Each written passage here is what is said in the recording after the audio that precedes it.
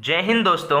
आज के क्लास में हम लोग सीखने वाले हैं क्लास 10th हिस्ट्री का चैप्टर नंबर 1 का एक बहुत ही महत्वपूर्ण क्वेश्चन, जर्मनी के एकीकरण की बाधाएं क्या थी। ठीक है, यानी कि जर्मनी जो अलग अलग राज्यों में बटा हुआ था उसके एकीकृत होने में कौन कौन सी बाधाएं थी। ठीक है, जर्मनी के एकीकरण में निम्नलिखित बाधाएं थी। सबसे पहला है, जर्मनी लगभग 300 छोटे बड़े राज्य में बटा हुआ था। समझिएगा, जर्मनी देश जो था वो शुरुआत में 300 छोटे बड़े राज्यों में बटा हुआ था। ठीक है, और 300 राज्यों को एकीकृत करना, एक साथ लाना, ये अपने आप में ही एक बहुत ही बड़ा बाधा है। क्लियर, क्योंकि सभी की विचार अलग अलग होती है। समझ में आया बात।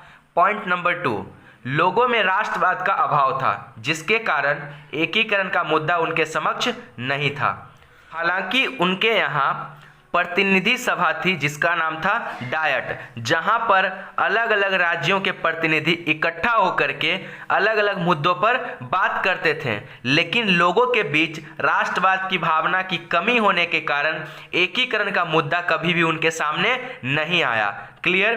पॉइंट नंबर 3, जर्मनी में विदेशी राष्ट्रों का हस्तक्षेप था। तो जर्मनी में अगर कोई एकीकृत करने के लिए कदम भी उठाता था, लोगों को एक साथ लाने के लिए कोई कार्य शुरू भी करता था, तो विदेशी राष्ट्रों के हस्तक्षेप के कारण उनके काम को दबा दिया जाता था, उन लोगों को कुचल दिया जाता था। ठीक है, और ये देश के कौन कौन थे? फ्रांस और ऑस्ट्रिया। ठीक है, इनके जैसे देश। और ये सब हस्तक्षेप क्यों करते थे? ताकि ये अपना प्रभाव उस देश में बनाए रख सके। क्लियर। ठीक है, तो आई होप कि आपको समझ में आया होगा जर्मनी के एकीकरण की बाधाएं क्या थी। ठीक है।